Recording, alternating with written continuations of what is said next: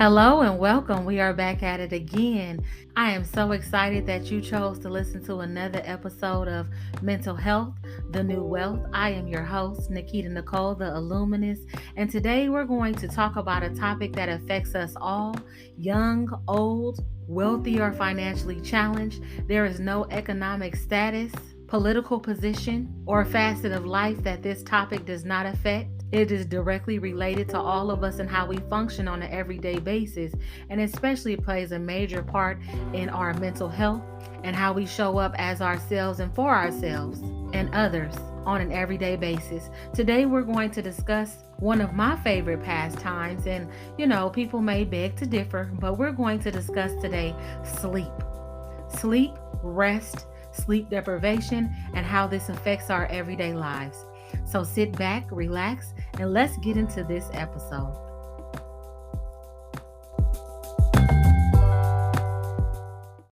Before we get into this episode, let me say that I am not a licensed mental health professional nor doctor, although I will host licensed professionals as guests from time to time. The mental health difficulties discussed on this podcast will come from extensive research, life experiences of myself and others, and are not to be taken as diagnosis, prescription, or cure to any health mental difficulties or disorders. If you are experiencing deep mental health difficulties of any kind and have lasted for any duration of time, please contact your local mental health professional for assistance with treatment. If you or someone you know is suffering with mental distress or thoughts of suicide, you are not alone. Please call the toll-free National Suicide Prevention Hotline, open 24/7 at 1-800-273-8255. Again, that is 1-800-273-8255. Now let's get into the episode.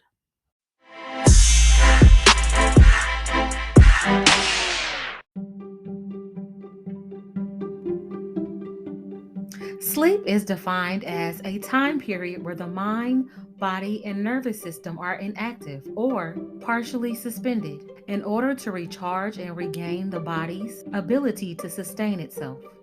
Rest is defined as the ability to cease work or movement in order to refresh, recharge, and restore strength and the ability to move forward. The definition of deprivation is to be deprived of something. So sleep deprivation is lack of sleep and or rest.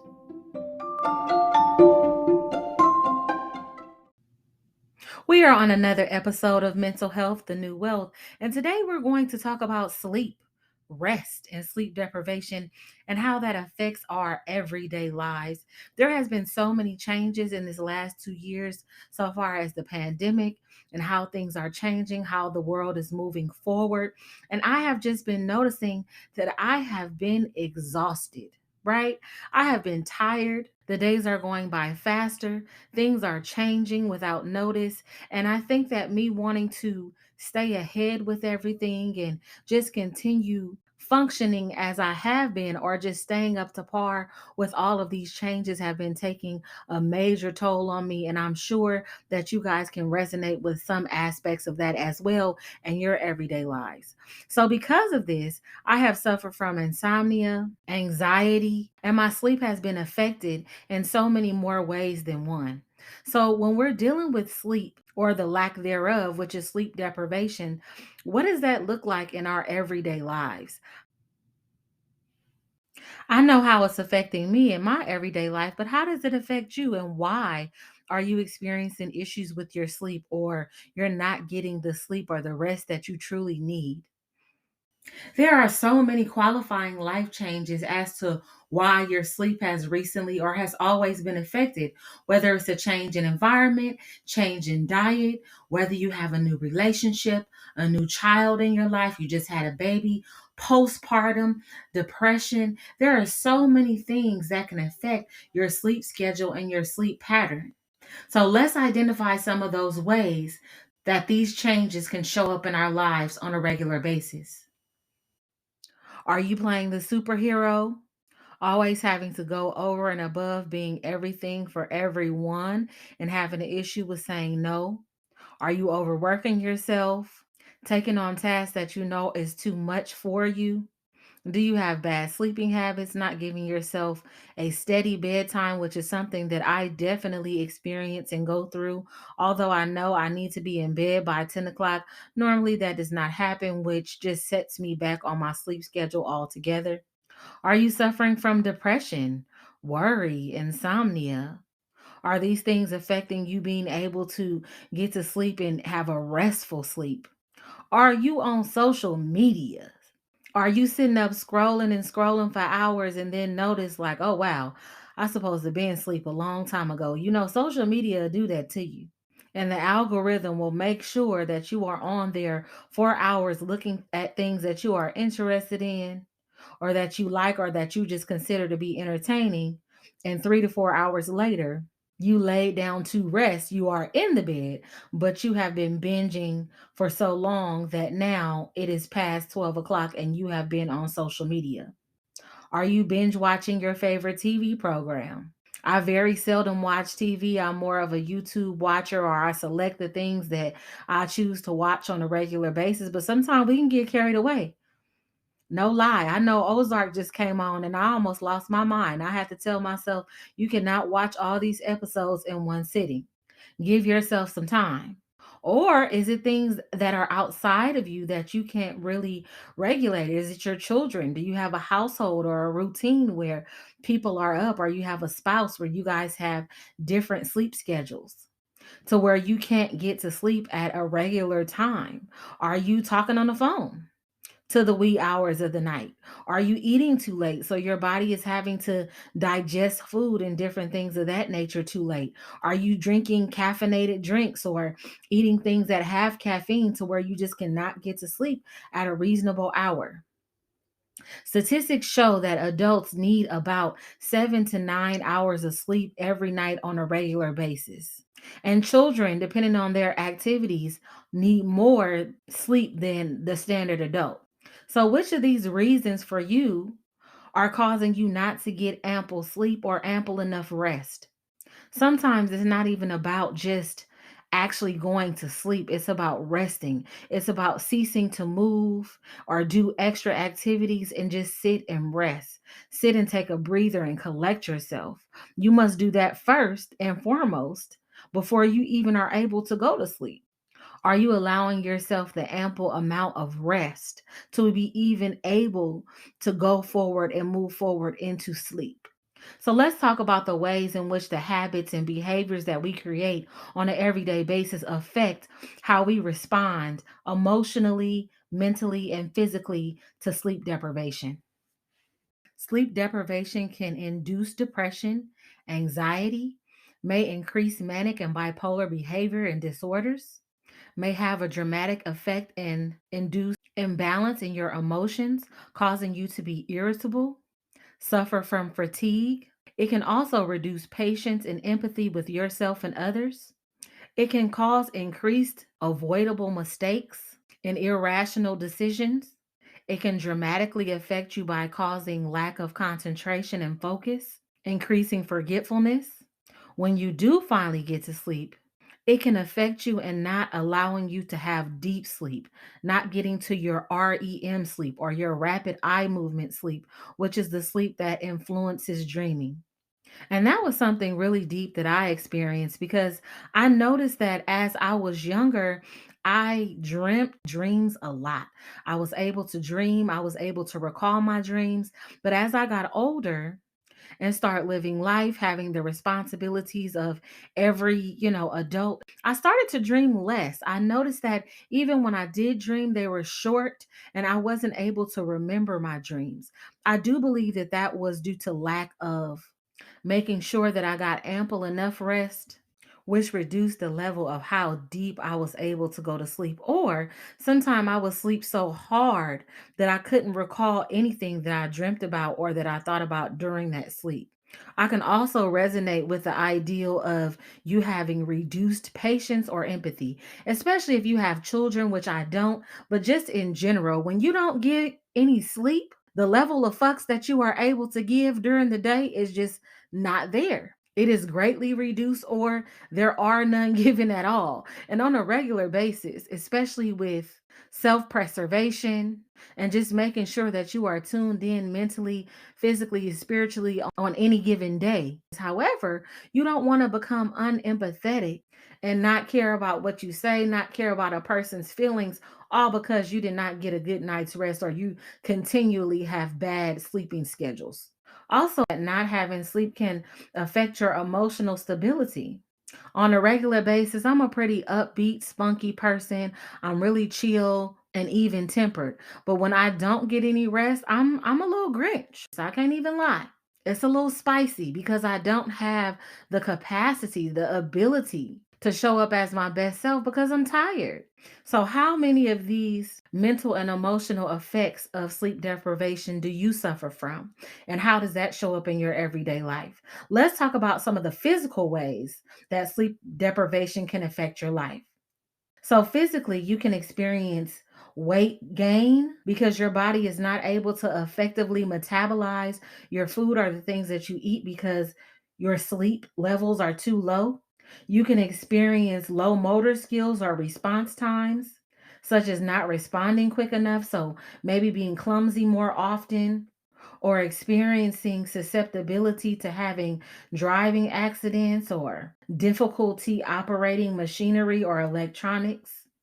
There have been a lot of fatalities and a lot of car accidents that have been happening just due to a person being sleepy, just due to a person not having enough rest. Driving while sleepy or operating machinery while you're tired is almost equivalent to drinking on the job or drunk driving. There has been some research done that compares one being tired or not having enough rest to alcohol consumption, which can be unsafe, especially for those that work in construction or have physical jobs, whether you are a hairstylist, whether you are a barber, whether you work somewhere or do something that you operate with your body physically. It's very important that you get your ample amount of sleep on a regular basis so that you can operate at the optimal levels that you need to and functioning your physical tasks daily. Some people that may be masseuse or waiters or waitresses, some people that may stand on their feet on a regular basis, or actually those who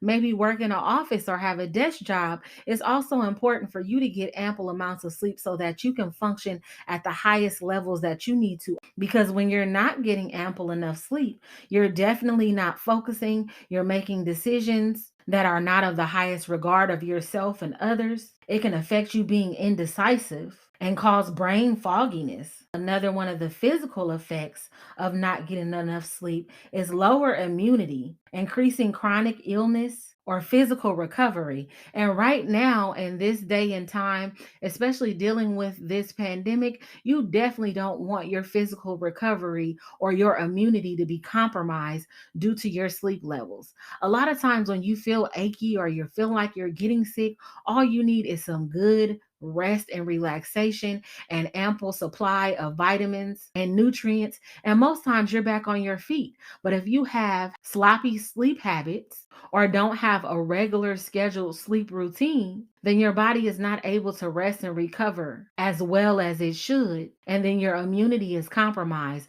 which is what we definitely don't need right now. And kind of touching back on the weight gain is very important, especially you can be working out, you can watch what you eat, you can do a lot of these things. But if you're not getting an ample enough rest, your body cannot release the fat that it has on itself, and you cannot metabolize your food and nutrients properly to allow the body to let the excess weight go. Also, your cortisol levels could be elevated due to you not getting ample enough rest, which also affects your body's ability to be able to let go of excess weight.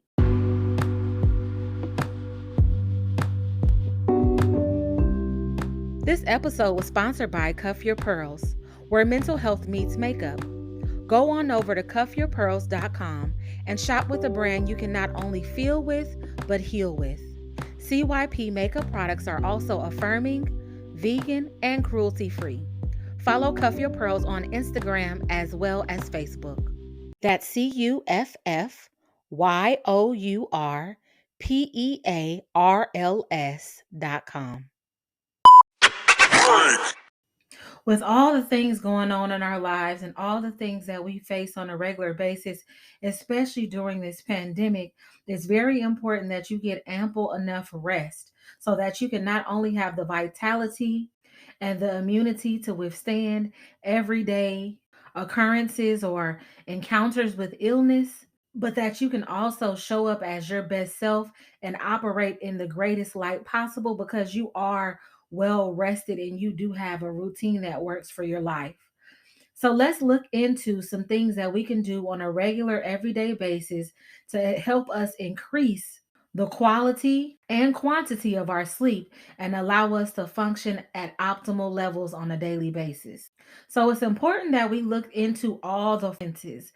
Your body operates and it moves and it regulates on a regular basis at such a high level that it is important for you to basically attack all the levels of your five senses so that you are able to get the best rest possible. So, what does that look like? How do we attack those senses? So, for example, you would turn off the lights or make sure that the environment, the lighting is at the level that you need it to be able to actually go to sleep. You would use aromatherapy, something that you can smell or inhale, or a candle, or, be careful with going to sleep with candles, but just something that is in the room that can give you a calm scent. I do actually like this aromatherapy, and I want to say it's by Now Essential Oil. And it's basically an essential oil that is called Sleepy Time, and it smells so good. It smells like eucalyptus, lavender, and you just rub it on your hands. You can put a little bit on your pillow, and then that smell is just so calming that you're able to go to sleep. You also can try things like different kind of non-caffeinated teas. They also have a sleepy time tea, chamomile, anything that you are just able to drink and it gives you that a calming effect. Some people are even okay with drinking warm water before bed. Whatever it is that gives you that calming effect so that you can start to get ready to drift off to sleep. It's important for you to avoid stimulus later on in the day. So if you're a coffee drinker or you like caffeinated things, then you need to make sure that you have it at the top of your day. So by the end of your day, the effects of the caffeine are worn out of your system. And make sure that you're not ingesting things that have caffeine later in the day, like chocolate or different other things that you may think innocently that they don't have caffeine, but when you look at the ingredients, in fact, they actually do. Maybe you might want to put on earplugs so that you can tune out everything that's going on. If you're a person who doesn't like to be completely quiet as you are trying to wind down and go to sleep, then maybe turn on some white noise or some waves or some raindrops or some meditation music that'll help you kind of coast off to sleep in a peaceful way. Sometimes I go to sleep with affirmations, but I have them on really, really low so that I can hear affirmations and program my subconscious for positive outlooks as I am falling to sleep. Some of the other ways that you can help yourself develop a better sleep routine is actually put yourself on a sleep schedule. Make yourself a bedtime. I know we're adults, and I know there is so many things that's going on a regular basis. There's so many things that we have to handle, but a sleep schedule would actually help you prepare yourself to get ready to go to sleep. I know that I can't just hop in the bed and go to sleep. If I do and I just fall directly to sleep, then that means that I am exhausted. And that is also not good, to just be so tired that you're exhausted. So, giving yourself a bedtime schedule will help you with that. Also, exercise and stretch. Exercising and stretching can not only relax your muscles, but actually get rid of that excess energy that you may have that may cause anxiety. It may ease worry. It may stop you from having radical thoughts that you can't go to sleep. So you can just exercise, have a nice stretch, or just implement exercise in your everyday living. So for me, I like to exercise in the morning. It jumpstart my day. It gets me ready for the day. I get too amped up if I exercise at the end of the day. So maybe if that's not for you, then you can exercise at night if you know that you'll be able to go right to sleep afterward. But for me, I like to do my exercising in the daytime, and then I might do a little yoga, a little stretching at night to relax my body. Something that also goes with stretching at night and is really relaxing is deep breathing. Just taking time to listen and watch your breath. Just breathing in really deeply and breathing out very deeply, and just getting into the rhythm of that. That alone will slow down your body, slow down your heart rate, and then it's easier for you to drift off to sleep. Something that I love to do that is also one of my favorite pastime is bathing and moisturizing. So I know, this can't really be a hobby because it's something that we all should implement and do on a regular basis, but I love to bathe. I take about 3 to 4 baths a week, just because it's so relaxing, it's so therapeutic. You can put the sleepy time drops or essential oils in the water to get yourself ready to go to sleep. And you can just submerge yourself, submerge your worries, your thoughts in that warm water and prepare yourself for bed.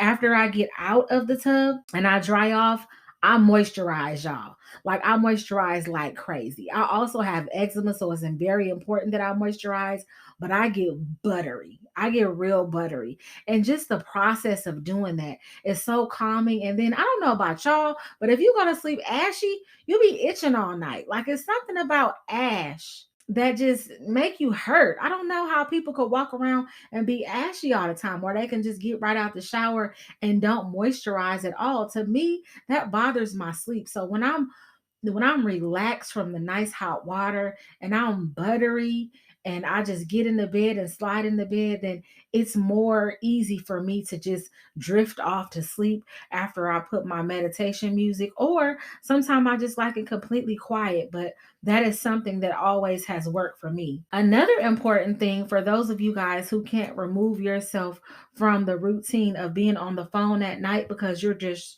scrolling is remove apps from your phone. Now, I have talked to a couple of friends of mine who do this on a regular basis, like once a quarter. They remove social media apps from their phone about a couple of weeks out of the month just to give themselves a reset so that they aren't addicted to going on social media at all times. If you can have restraint and just don't get online at night, then do that. But if you are one of the people that you always go to social media as a source of entertainment, it might be important for you to remove the app off your phone so that you can have ample enough sleep. Or there is a feature on social media apps that lets you know how long you've been on there, and then they can give you a timer for when it is time to remove yourself from the social media world. And if you don't want to be as dramatic as removing the apps off your phone, then maybe, if possible, just turn your phone off completely. Just turn your phone off. Make sure you set your alarm or put it on do not disturb. Just make your phone just less easy to use and disturb you. Also, there is a timer on most phones that you can change the light setting on your phone at a certain hour. So on my phone, when I know it gets past 10 o'clock, my setting on my screensaver goes from being a bright screensaver to a lower screensaver so that I can also visually get used to being time for me to go to bed. Soothing and relaxing about reading that it just causes me to just drift off to sleep. So that's a very good way. Now, I would never say to get yourself hooked on medication or sleep aids to go to sleep, because sometimes that can become dangerous. And we don't want to tell you to get hooked on anything as a normal behavior to how to conduct yourself in your everyday life. But something that is natural that you can take in small doses and small amounts, and maybe like skip a day or so and see how that goes, is melatonin. Find a melatonin that you can take. They have capsules, they have gummy chews, they have all different kind of melatonin that you can take, and it usually works like an hour before you get ready to go to bed. You take the melatonin, and then it's like you calmly drift off to sleep. It's not like you crash and then you wake up feeling revived. However, like any aid, If you want to take something like a melatonin, take it in a smaller dose and move up if need be. They have ones as low as 1 milligram, and then they have higher ones, but make sure you take it earlier in the day, maybe like an hour or two before you get ready to go to bed, like 8 or 9 o'clock, so that you can give yourself time to kind of settle in and settle down. After the melatonin actually takes effect, then you can ease off to sleep after you have done your bathing for the evening or whatever have you. So I hope these tips of turning the lights off, changing your phone settings, aromatherapy, tea, meditation music, developing a sleep routine, exercising and stretching, deep breathing, bathing and moisturizing really helps you to develop a better sleep schedule and routine. It's very important, and this is something that we cannot get around when living optimally in our everyday lives. It's also good for you to do because, especially if you're the head of household or you set the tone for the rest of your house, you having a good sleep routine and a sleep regimen, or making sure that you rest, is optimal for you, and it'll be optimal for those around you. But before we go, one of the very main major things in making sure that you get your rest and your relaxation is normalizing telling people no. If you tell people no, you get yourself out of the habit of always having to have the superhero syndrome, from overworking, from continuing with bad habits, with continuing with binge watching and social media. If you say no to these things, if you say no to the things that are going to exhaust you or overextend you, then you can come closer to having regular regimens and routines that work best for your life. So I'm giving you permission today on this episode to say no and hell no, depending on the circumstance. I hope this episode was really helpful for you. It gave you some clarity on what you need in your life so far as sleeping, and gave you new ideas to move forward to live your optimal life. Thank you for listening to another episode. And once again, always remember, your mental health is the new wealth.